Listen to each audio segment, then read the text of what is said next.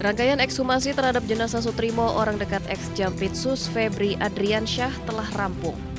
Fakta baru diungkapkan oleh Ketua Tim Dokter Forensik, di mana hasil pemeriksaan luar dan dalam tidak ditemukan adanya luka benda tajam atau tumpul.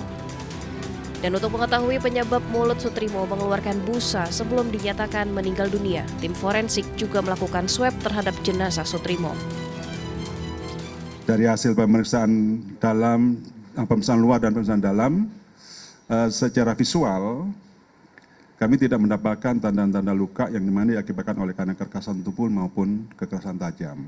Namun pada waktu kami ekshum tadi sudah tidak ada di ini kan, tetapi kami mencoba melakukan tadi pemeriksaan laboratorium, mengambil dengan cara mensuap, ya.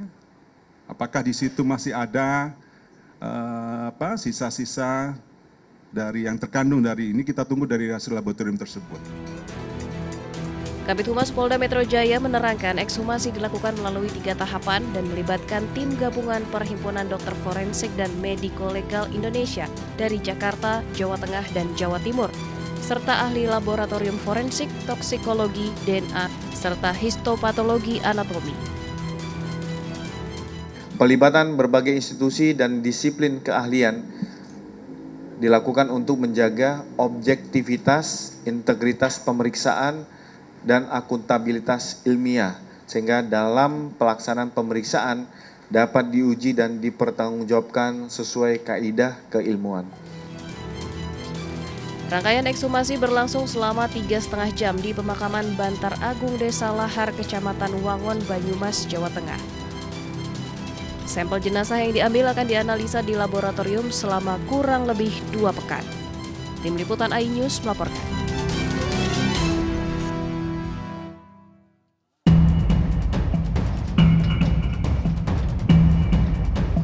Polres Boyolali menangkap WAG atau dikenal dengan Gus W usia 57 tahun asal Semarang yang menipu jamaah pengajian berkedok guru ngaji dan ahli pengobatan alternatif di Desa Sindon, Kecamatan Ngemplak, Boyolali, Jawa Tengah.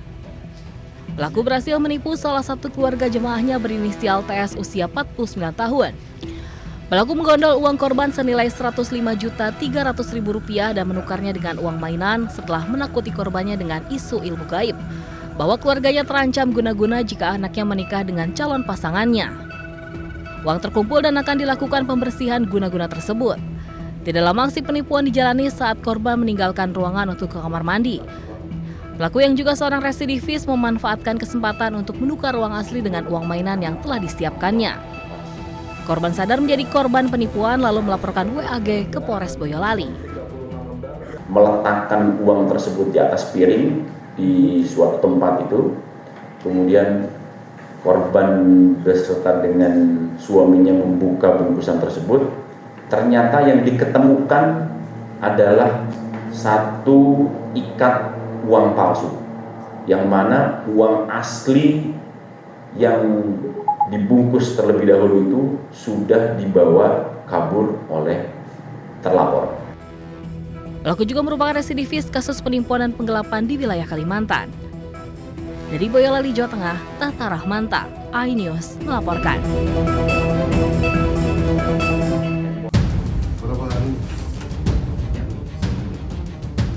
Tim Catanras Satreskrim Polrestabes Makassar menangkap seorang mahasiswa di sebuah indekos di Makassar bersama teman perempuannya. Pelaku ditangkap usai membuat skenario penculikan dan penyekapan dirinya untuk memeras orang tuanya.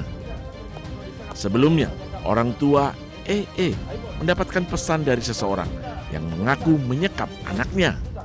EE disebut memiliki utang 90 juta rupiah. Orang tuanya diminta segera membayar uang tersebut dengan ancaman EE akan dibunuh. Uang tersebut rencananya akan digunakan EE untuk gaya hidup dan berfoya-foya. Berhasil mengungkap dan berhasil menemukan anak yang dimaksud. Namun setelah dilakukan pendalaman, ditemukan fakta bahwa yang melakukan pengancaman bahwa anak itu diculik dan sebagainya adalah merupakan korban itu sendiri, dengan membuat suatu sandiwara dengan alasan untuk bisa mendapatkan uang dari orang. Kini pihak polisi masih menunggu orang tua pelaku selaku pelapor untuk menentukan kasus ini akan dilanjutkan ke proses lebih lanjut atau tidak. Dari Makassar, Sulawesi Selatan, Leo Muhammad Nur, iNews melaporkan.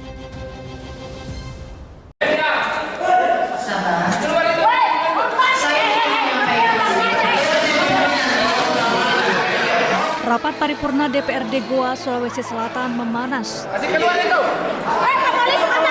Situasi pun berubah ricuh usai dipicu teriakan dari sejumlah orang yang hadir dalam ruang rapat. Rapat ini menghasilkan keputusan pemakzulan terhadap Bupati Goa, Husniyah Talenrang, atas kesepakatan seluruh fraksi. Husniyah yang berbicara di atas mimbar terkait klarifikasi kasus yang menjerat dirinya sontak mendapat hujan interupsi. Dengan tegas saya menyatakan bahwa semuanya melalui proses. Ya, di sini bukan tempat kita untuk menghakimi atau mengadili. Masih ada proses selanjutnya. Saya menghargai ini adalah rumah rakyat. DPR adalah mitra kita. Dengan harapan kehadiran saya ini akan menjaga dan menjalin harmonisnya hubungan antara DPRD, legislatif dengan eksekutif. Sebelumnya, Husniyah diperiksa tim Pansus Hak Angket atas 3 kasus, yaitu dugaan korupsi seragam sekolah gratis sebesar 16 miliar rupiah, pencabutan sepihak bantuan beasiswa program doktoral salah satu mahasiswi, dan dugaan perselingkuhan. Dari Goa, Sulawesi Selatan, Bukma, iNews melaporkan.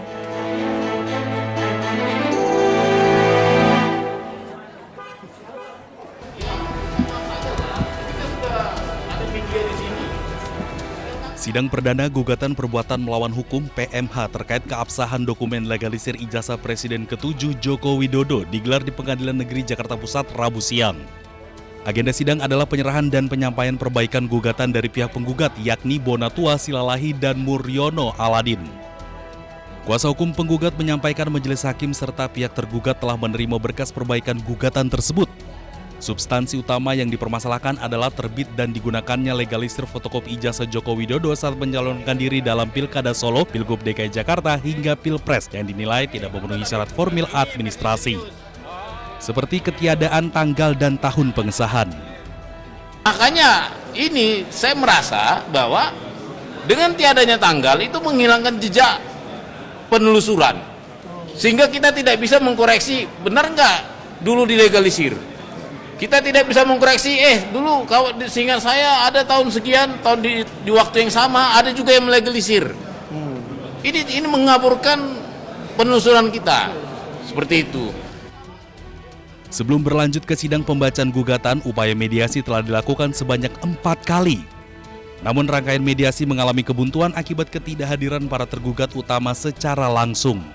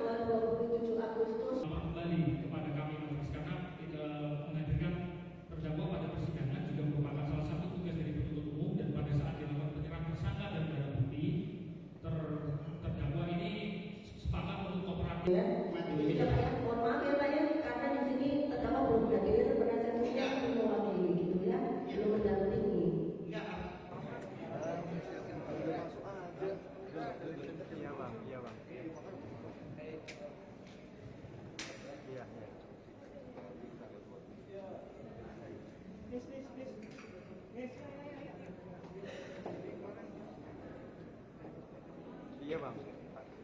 Iya bang. Dia tadi ngomong. Tasnya mas. Ya. Mau tanya apa Pak? Iya ini Pak. Tanggal muda katanya Pak. Oh tanggal muda. Bentar ya. Iya Pak.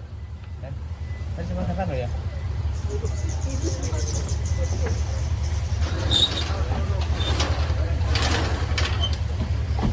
Awake dhewe ketok. Ya. Iya.